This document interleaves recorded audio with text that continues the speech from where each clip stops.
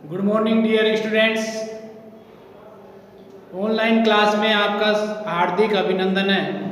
आइए इस लेक्चर में आज हम चर्चा करेंगे BA part first year, subject अपना है ड्राइंग एंड पेंटिंग, और ये लेक्चर नंबर है 102 नंबर का।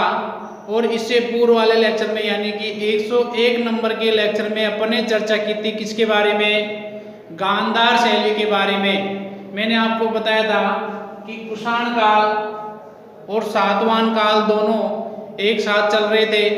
अपन सबसे पहले चर्चा करें कुषाण काल की, तो कुषाण काल में दो स्थान प्रमुख थे। कौन कौन से? एक तो गांधार और दूसरा मथुरा। तो गांधार में जो शैली पनपी वो गांधार शैली हो गई, और उसके बाद में मथुरा में जो शैली पनपी वो मथुरा शैली हो गई।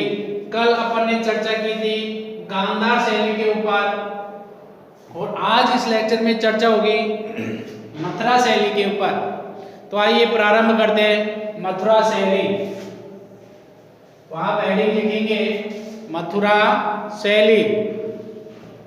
देखिए, कुषाण राजाओं के समय गांधार की भांति मथुरा में भी मूर्ति कला का एक प्रमुख केंद्र रहा था। यानी कि जिस प्रकार से कुषाण काल में गांधार मूर्ति कला के क्षेत्र में प्रमुख स्थान रहा है, उसी प्रकार से मथुरा भी मूर्ति कला का एक प्रमुख केंद्र रहा है। यहाँ पर भी मूर्तियाँ बनी थी, और आज भी यहाँ के मथुरा म्यूजियम संग्रहालय में यहाँ की जो मूर्तियाँ बनी थी, मूर्ति शिल्प, वो आज भी हम देख सकते हैं। इस काल की असंख्य मूर्तियाँ यानी कि इस कुषाण काल की अनेक मूर्तियाँ मथुरा में से मिली है, और अधिकांशतः यहाँ की जो सभी मथुरा के म्यूजियम में आज भी हम इन्हें सुरक्षित पाते हैं। यानी कि मथुरा क्षेत्र से बनी हुई जो मूर्तियाँ या मिली हुई जो मूर्तियाँ थी वो आज मथुरा के जो म्यूजियम है, मथुरा म्यूजियम, मथुरा संग्रहालय, उसमें रखी हुई है।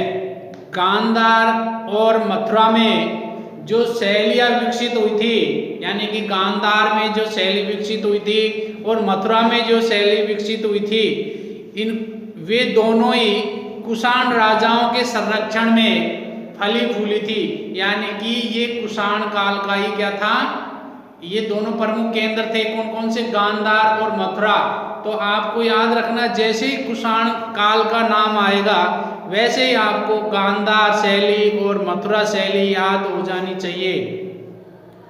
परंतु गांधार शैली मुख्यतया विदेशी शैलियों से प्रभावित रही है। गांधार जो शैली है वो मुख्यतया विदेशी शैलियों से प्रभावित रही है, जबकि मथुरा शैली एक पूर्ण विकसित भारतीय परंपरा शैली थी।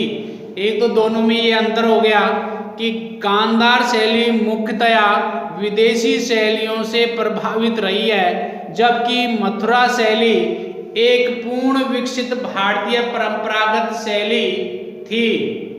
मथुरा मूर्ति कला का एक अत्यंत प्राचीन व प्रमुख केंद्र है। यानी कि जो मथुरा वो मूर्ति कला का एक अत्यंत प्राचीन यानी बहुत सालों पूर्व का एक प्रमुख केंद्र रहा है। कौन सा? मथुरा केंद्र।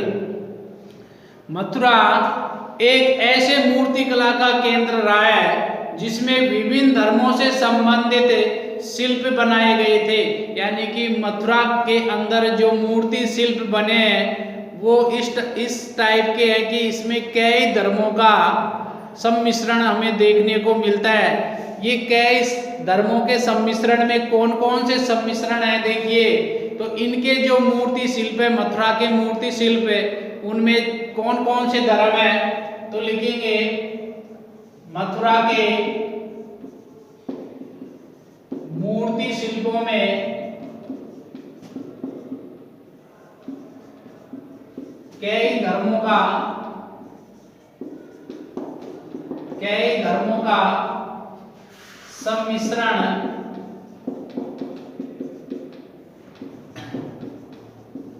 देखने को मिलता है, वो कई धर्म का सम्मिश्रण देखने को मिलता है। कहां पर? मथुरा के मूर्ति शिल्पों में। कहां के मूर्ति शिल्पों में? मथुरा के मूर्ति शिल्पों में। अब वो कई धर्म कौन कौन से हैं? तो देखिए, जैन धर्म, जैन धर्म का भी सम्मिश्रण मिलता है मथुरा की मूर्तियों में। उसके अलावा और कौन सा धर्म है? बौद्ध धर्म। कौन सा? बौद्ध धर्म से संबंधित भी मूर्तियां मिली है मथुरा में। जैन धर्म, बौद्ध धर्म, और तीसरा कौन सा धर्म है जिससे संबंधित मूर्तियां मिली है? यह है वैष्णव धर्म। कौन सा? वैष्णव धर्म। वैष्णव धर्म। आप देखेंगे ये तीन धर्मों से संबंधित मूर्तियां मिली है मथुरा में। कौन कौन सी?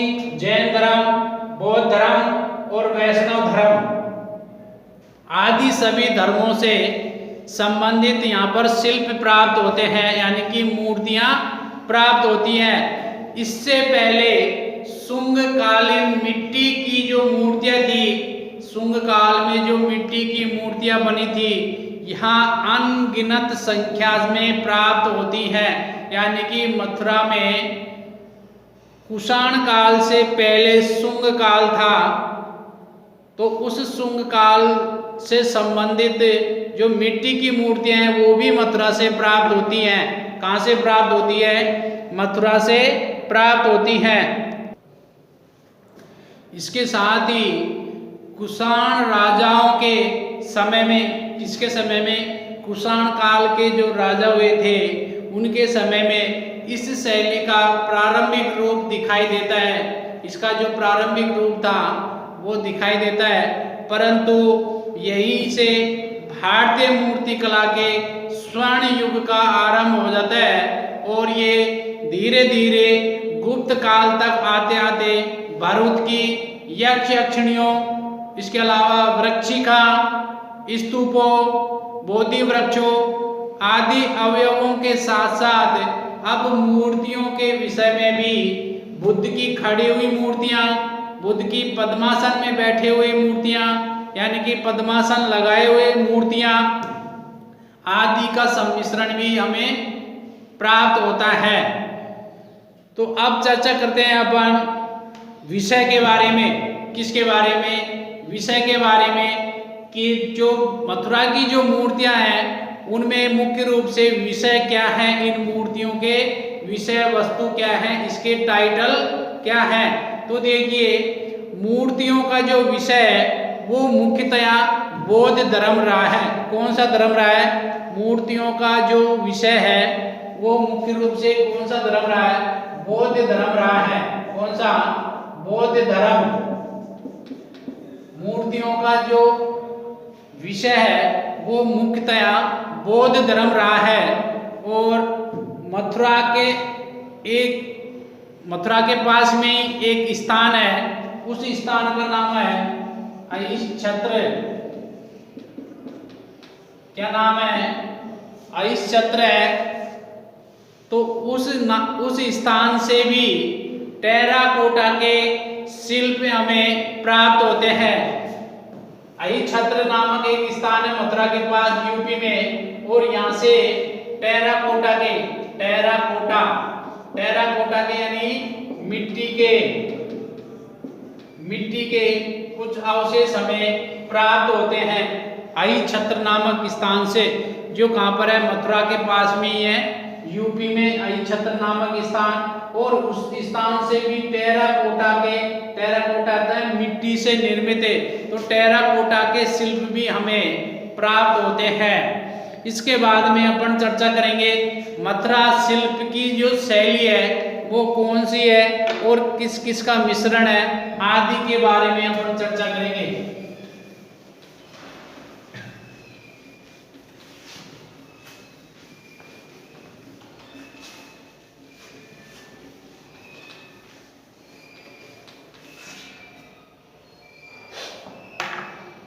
तो देखिए, मथुरा शिल्प की शैली, मथुरा शिल्प की शैली मथुरा शिल्प की शैली, मथुरा शिल्प की शैली। देखो मथुरा की जो ये मूर्तियां वो सफेद चिश्तीदार लाल रवादार पत्थर से बनाई गई हैं। मथुरा के अंदर जो मूर्तियां मिली है, लिखेंगे मथुरा की मूर्तियां, मथुरा की जो मूर्तियां हैं जिनको मूर्ति शिल्प कहते हैं, तो मथुरा की ये जो मूर्तियां हैं ये सफेद चिश्तीदार लाल रवादार पत्थर से बनाई गई है। ये मूर्तियां सफेद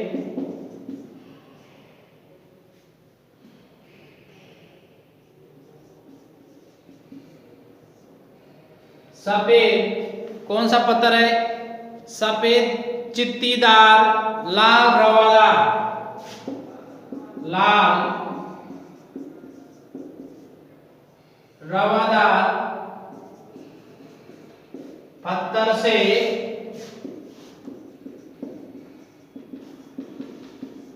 बनाई गई है। दोबारा सुनेंगे, जो मथुरा की जो मूर्तियां हैं ये सफेद चित्तीदार लाल रवादार पत्थर से बनाई गई है। और मैंने आपको पहले बताया था गांधार शैली में जो मूर्तियां हैं वो काले सलेटी पत्थर से बनी हुई है, काले सलेटी पत्थर से बनी हुई है। कहां पर? गांधार के अंदर।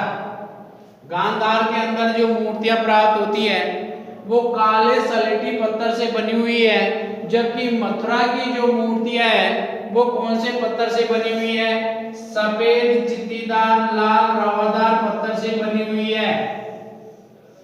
आप जब मथुरा की मूर्तियां देखेंगे तो उनमें पाएंगे कि वो लाल कलर्स के पत्थर से बनी हुई है, जो सफेद चित्तीदार है लेकिन लाल रवादार पत्थर है उससे यहाँ की मूर्तियां बनी हुई है। एक बार सामने देखिए आप दोनों मूर्तियों का अंतर किस किस पत्थर से निर्माण हुआ है।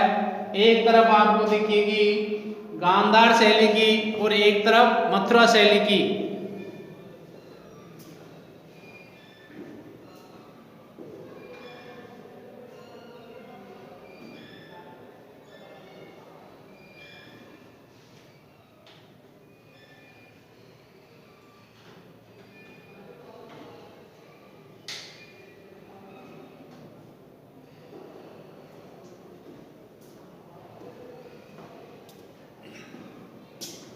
अभी देखा आपने दोनों शैलियों की मूर्तियां किस किस प्रकार के पत्थर से बनी हुई थी इसके बारे में।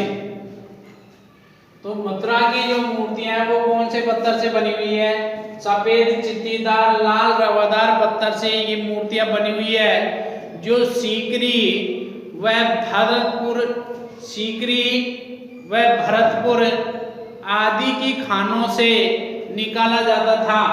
ये जो सफेद चित्तीदार लाल रवादार पत्थर है ये कहां से प्राप्त किया जाता था? सीकरी व भरतपुर की खानों से, भरतपुर की पत्थर की खानों से प्राप्त किया जाता था। कहां से? सीकरी से और भरतपुर की जो पत्थर की खान थी वहां से ये पत्थर प्राप्त किया जाता था, जिनसे मथुरा में मूर्ति शिल्प बनाए गए थे। कुषाण कालीन इन मथुरा की बुद्ध अथवा बोधिसत्वों की जो मूर्तियां हैं, इन मूर्तियां में अधिकांशतः मूर्तियां खड़ी हुई है। यानी कि मथुरा शैली में जो भगवान बुद्ध और बोधिसत्वों की जो मूर्तियां प्राप्त होती है, इन मूर्तियों में अधिकांशतः जो मूर्तियां हैं वो कैसी हैं? खड़ी हुई हैं। कैसी हैं? खड़ी हुई है, यानी कि खड़े हुए बुद्ध को दर्शाया गया है।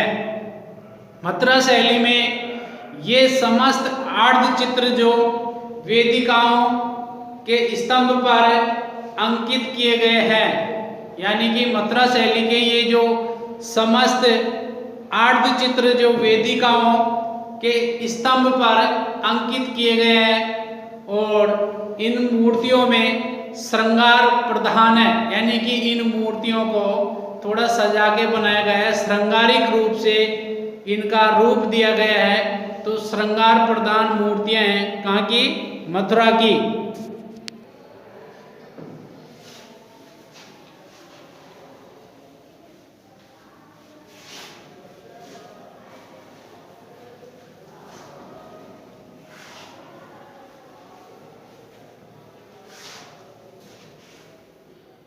क्वेश्चन आएगा कि मथुरा के जो मूर्ति शिल्प है वो किस पत्थर से निर्मित है?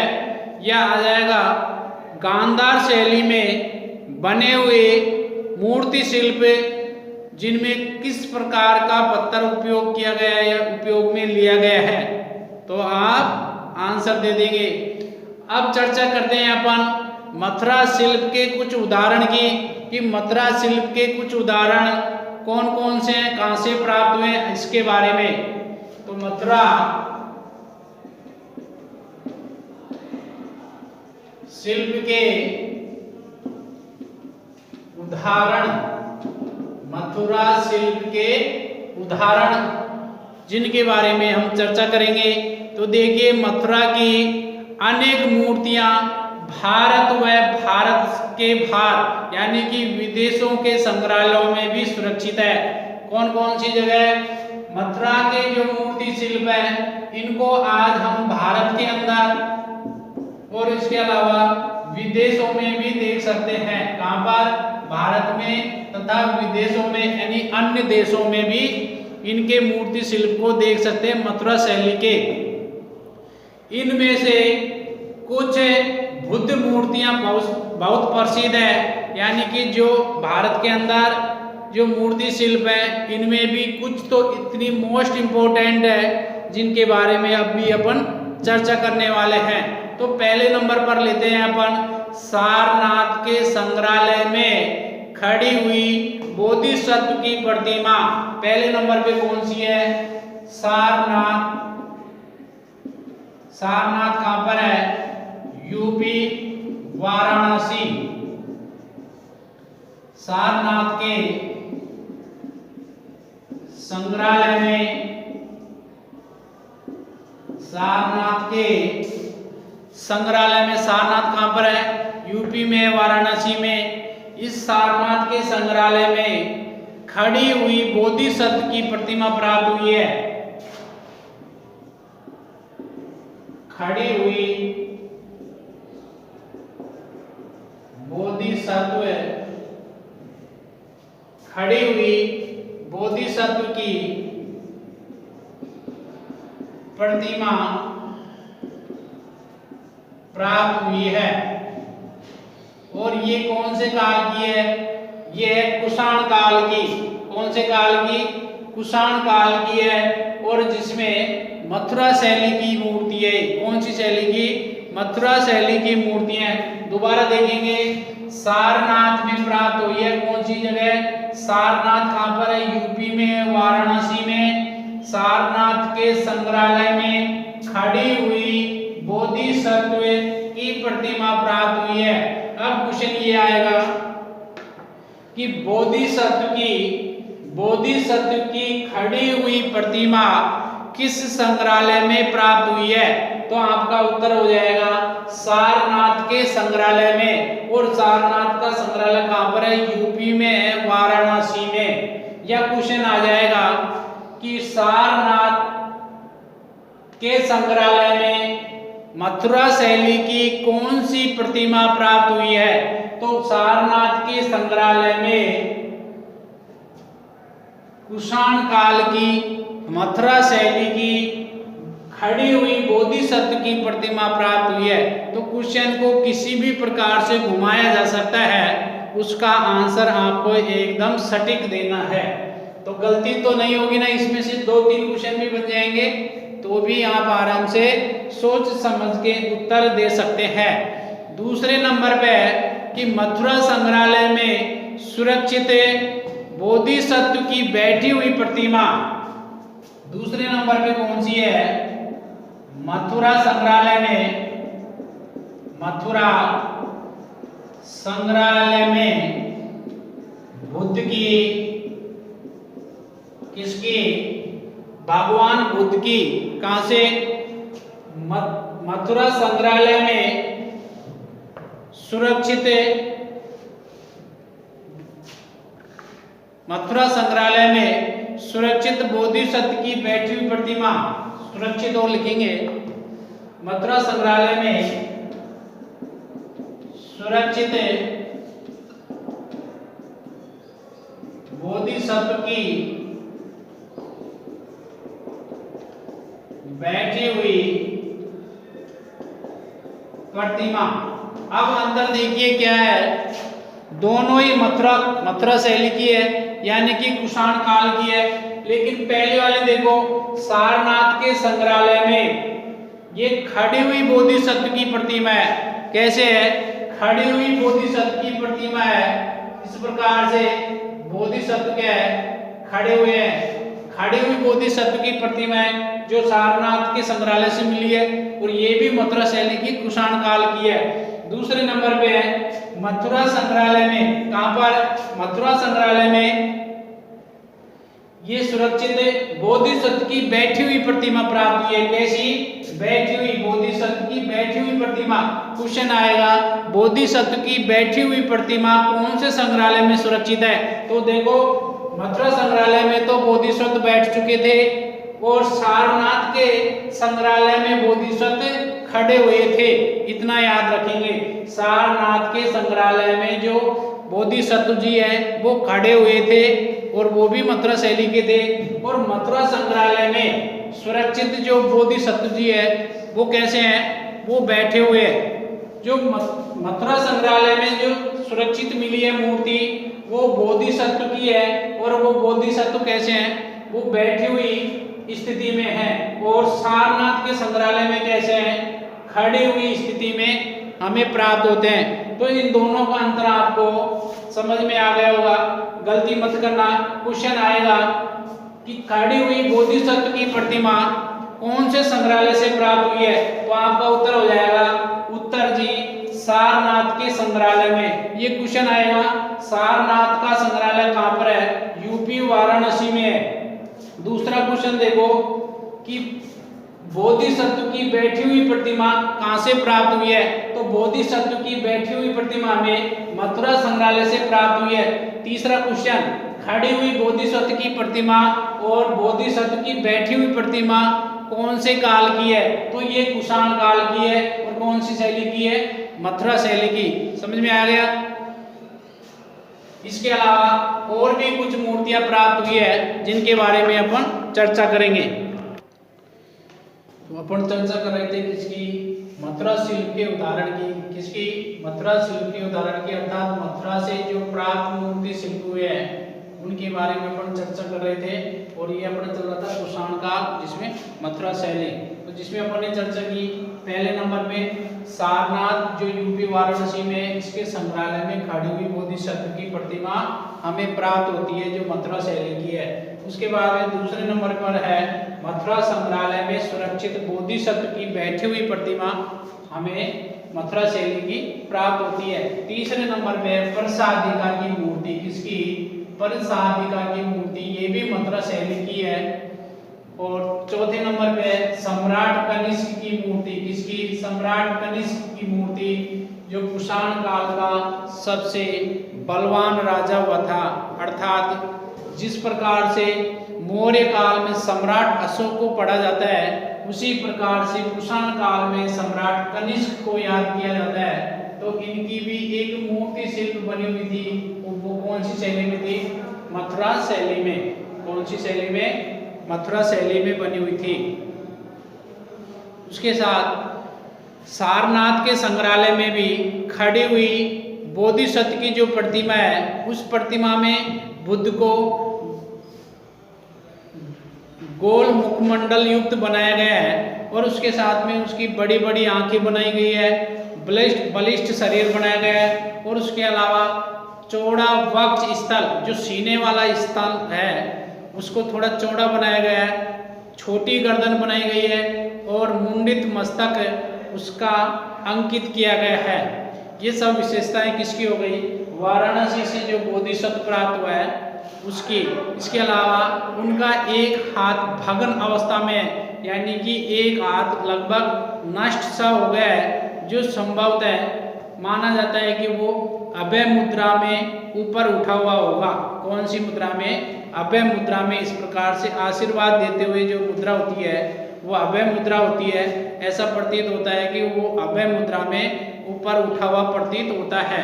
उसका जो दूसरा हाथ है वो कमर पर इस प्रकार से रखा हुआ है, जिस प्रकार से मौर्य काल में एक डांसिंग गर्ल नृत्य करते हुए स्त्री का जो कांसे की बनी हुई थी, जो मोहनजोदड़ो से प्राप्त हुई थी, उसका भी एक हाथ इस प्रकार से रखा हुआ था और दूसरे हाथ में कड़े पहने हुए थे। तो उसी प्रकार से दूसरा हाथ भी इनका कमर पर रखा हुआ है और उन्हें एक चौकी पर खड़े हुए अंकित किया गया है। किसके ऊपर? एक चौकी के ऊपर अंकित किया गया खड़े हुए। यह विशाल मूर्ति यक्षों की प्रतिमाओं की परंपरा की जान पड़ती है, यानी कि पहले जब कुषाण काल से पूर्व भगवान बुद्ध की जो मूर्तियां नहीं बनती थी, उससे पहले इनके केवल प्रतीक चिन्हों की पूजा होती थी। जब मूर्तियां नहीं बनती थी तो उस समय कौन सी मूर्तियां बनती थी? उस समय द्वारपाल, यक्ष, यक्षिणियों की मूर्तियां बनती थी। तो माना जाता है कि सारनाथ के संग्रहालय से जो बोधिसत्व की मूर्ति मिली है, ये कुषाण काल से पूर्व बनी हुई जो मूर्तियां हैं यक्ष यक्षिणियों की, उनसे संबंधित ही इस मूर्ति का अंकन किया गया है। इसी के साथ में मथुरा संग्रहालय में सुरक्षित बोधिसत्व की जो बैठी हुई प्रतिमा है, मथुरा संग्रहालय से जो बैठी हुई बुद्ध की प्रतिमा मिली थी बोधिसत्व की, उनका एक हाथ जंगा पर यानी जांग पर रखा हुआ है। एक हाथ कहाँ पर रखा हुआ है? जंगा पर रखा हुआ है। और उनका दूसरा हाथ है वो भी अभय मुद्रा में ऊपर उठा हुआ है। कैसा है? अभय मुद्रा में ऊपर उठा हुआ है। सारनाथ की जो बुद्ध मूर्ति मिली थी बोधिसत्व की, उसमें एक हाथ तो अभय मुद्रा में ऐसा प्रतीत होता है, लेकिन दूसरा हाथ कहाँ पर था? उसके कमर पर था। और मथुरा के अंदर जो मूर्ति प्राप्त हुई है बोधिसत्व की, मथुरा संग्रहालय में जो सुरक्षित है, उसमें उस मूर्ति का एक हाथ किस पर रखा हुआ है? जंगा पर रखा हुआ है, यानी जांग पर रखा हुआ है, और दूसरा उसमें अभय मुद्रा में ऊपर उठा हुआ दिखाई देता है। और इसके सिर पर बालों का एक जूड़ा बना हुआ है। सिर पर यहाँ पर एक बालों का इस तरीके से इकट्ठा करके एक जूड़ा बना लेते हैं, स्त्रियों को आपने देखा होगा। तो इनके सिर पर बालों का एक जूड़ा बना हुआ है और उसके पीछे एक पुरुष और नारी की मूर्तियां है। कैसी मूर्तियां हैं? एक पुरुष और नारी की मूर्तियां हैं। मूर्ति के पीछे बोधिसत्व को अंकित किया गया है और दो गंधर्व उड़ते हुए दिखाए गए। गंधर्व देवता उस बोधिसत्व की मूर्ति के पीछे उड़ते हुए दिखाए गए। ये सारे सीन किस में दर्शित है? मथुरा संग्रहालय में जो सुरक्षित बोधिसत्व की बैठी हुई प्रतिमा है उसमें दिखाया गया है, उसमें अंकित किया गया है, उनका अंकन किया गया है।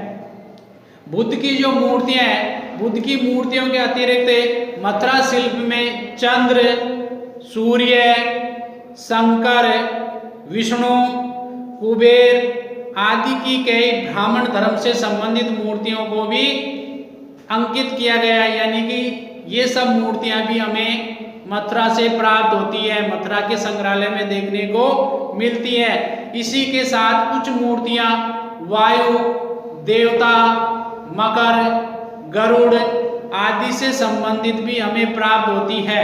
इसके अलावा देवियों में सरस्वती जी की मूर्ति, लक्ष्मी जी की मूर्ति, पार्वती की मूर्ति आदि की प्रतिमाएं भी हमें कहाँ से प्राप्त होती है?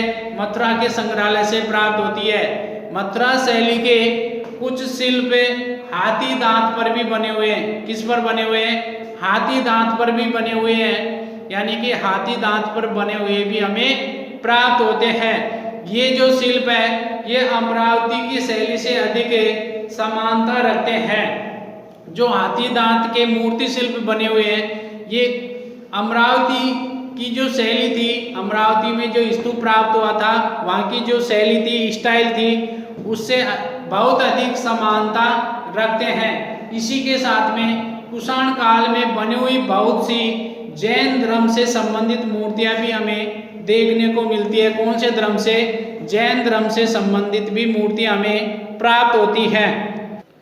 जो कुषाण काल में मथुरा शैली में जो बुद्ध की प्रतिमाएं प्राप्त होती हैं, ये मूर्तियां विशेष रूप से हमें पद्मासन में बैठी हुई अथवा खड़ी हुई मूर्तियां, यानी पद्मासन में खड़े हुए, पद्मासन में बैठे हुए आदि के रूप में हमें प्राप्त होती है, जो कि प्राचीन दिगंबर जैन संप्रदाय से संबंधित है। मथुरा शैली में जो जैन धर्म से संबंधित जो मूर्तियां प्राप्त होती हैं, उनमें पद्मासन में बैठी अथवा खड़ी हुई बुद्ध की प्रतिमाएं हैं, जो हमें प्राचीन दिगंबर जैन धर्म संप्रदाय की यानी कि उस दिगंबर जैन संप्रदाय से संबंधित ये मूर्तियां मानी गई हैं। मथुरा में इन जैन मूर्तियों का निर्माण कुषाण काल से पहले ही प्रारंभ हो चुका था, यानी कि मथुरा शैली के जो मूर्ति शिल्प प्राप्त हुए हैं, उनमें जैन मूर्तियों का जो निर्माण था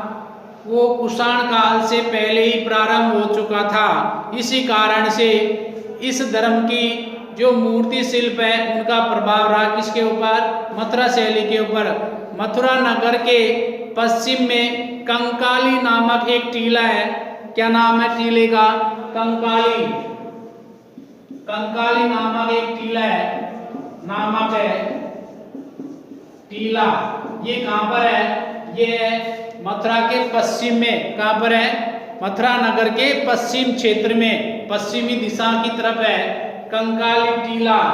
क्या है? कंकाली नामक एक टीला है।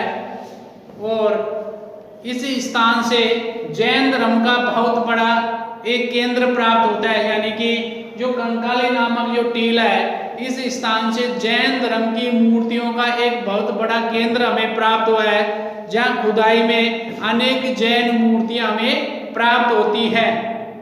किस धर्म की मूर्तियां प्राप्त होती हैं? जैन धर्म की मूर्तियां हमें प्राप्त होती है। मथुरा की इन मूर्तियों में ऋषभ देव, कौन कौन से जैन तीर्थंकर हुए थे? कौन कौन से? देखो, जैन तीर्थंकर। जैन तीर्थंकर कौन कौन से? ऋषभ देव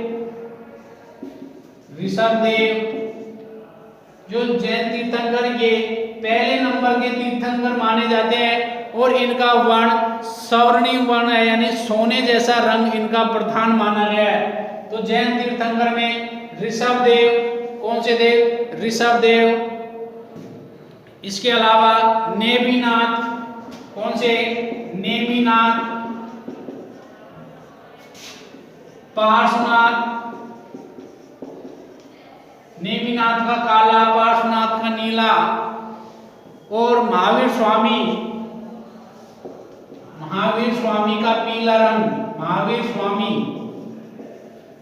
दोबारा सुनेंगे। जैन तीर्थंकरों में ऋषभ देव, नेमिनाथ, पार्श्वनाथ और महावीर स्वामी आदि तीर्थंकरों की प्रतिमाएं हमें मथुरा शैली की जैन संप्रदाय धर्म से संबंधित जो मूर्तियां हैं, इनमें प्राप्त होती है। और इस शैली में बनी हुई टेराकोटा की भी अनेक मूर्तियां प्राप्त हुई हैं। किसकी? टेराकोटा। टेराकोटा कौन सी होती है? मिट्टी की बनी हुई मूर्तियां होती है। मिट्टी की बनी हुई मूर्तियां, जिनको टेराकोटा कहते हैं। इन्हें बनाने के बाद में इन्हें पकाया जाता है आग से। पकाने के बाद में ये पत्थर जैसी ठोस हो जाती है, टेराकोटा। तो ये मूर्तियां भी जैन धर्म से संबंधित है, ये हमें प्राप्त होती है। और कुषाण काल की इस मथुरा शैली की मूर्तियां और आंध्र काल के मूर्ति शिल्पों से भी भारत में मूर्ति कला के स्वर्ण युग का आरंभ होता चला गया। और उसके बाद में गुप्त काल आ जाता है। और गुप्त काल में जो मंदिरों के लिए बहुत फेमस हुआ, यानी कि स्वर्ण काल हो जाता है। उस टाइम बहुत सारे बड़े बड़े मंदिर बने गुप्त काल में। और मूर्तियां कब से प्रारंभ हो गई थी? कुषाण काल से ही। तो जैसे ही कुषाण काल में कनिष्क राजा के समय मूर्तियां बनना प्रारंभ हो गई थी, मूर्तियों की पूजा होना प्रारंभ हो गया था, बस इसी समय से मूर्तियां बनती गई, विशाल मूर्तियां बनी, फिर मंदिर बने। तो उसके बाद में और जितने भी आपने बड़े बड़े मंदिर देखे हैं उसके बाद में सब बनना प्रारंभ हो गया था। तो आप देखेंगे अभी कुछ मथुरा शैली की मूर्तियां और गांधार शैली की मूर्तियां मैं आपको यहाँ पर दिखा रहा हूँ। जो मूर्तियां लाल कलर के पत्थर की बनी हुई हो वो समझ लेना मथुरा शैली की है, और जो सलेटी पत्थर से, काले सलेटी पत्थर से बनी हुई है वो कहाँ की है, वो गांधार शैली की है। तो आप सामने देखिए दोनों शैलियों से संबंधित मूर्तियों को मैं आपके सामने डिस्प्ले कर रहा हूँ।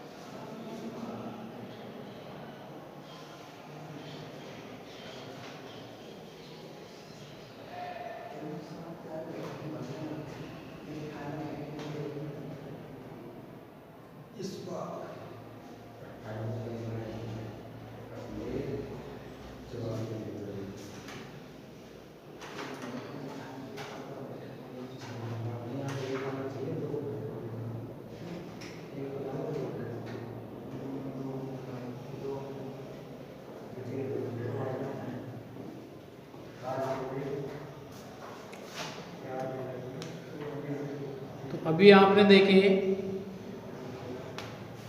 गांधार शैली के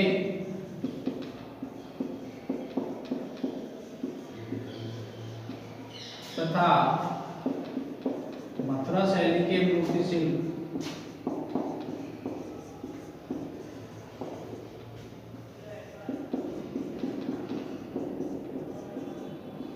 जिसमें गांधार शैली के जो मूर्ति शिल्प बने हुए थे काले सलेटी पत्थर से थे।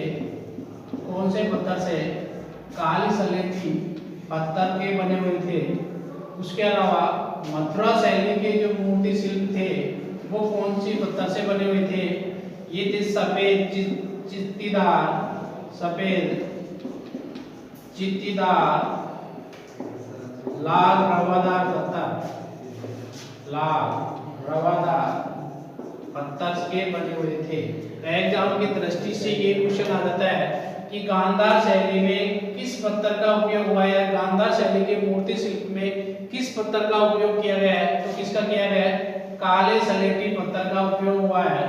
और इधर को यदि बात करें मथुरा शैली की, मथुरा शैली की जो मूर्ति शिल्प है उसमें किस पत्थर का उपयोग हुआ है? सफेद चित्तीदार लाल रवादार पत्थर का इसमें उपयोग हुआ है। जो आपने अभी फोटो के माध्यम से जो मूर्ति शिल्प देखे उनमें भी इसका अंतर देखा होगा। चलो मिलते हैं नेक्स्ट लेक्चर में और अपन चर्चा करेंगे किसके बारे में? अब करेंगे गुप्त काल के बारे में। किसके बारे में? गुप्त काल के बारे में नेक्स्ट लेक्चर में अपनी चर्चा होगी। जब तक आप अपने जो 12th क्लास की बुक है ड्राइंग की उसमें भी ये चैप्टर है गुप्त काल, वहां से थोड़ा पढ़कर आएंगे और मिलते हैं नेक्स्ट लेक्चर में। तब तक के लिए जय हिंद, जय भारत, भारत माता की जय हो।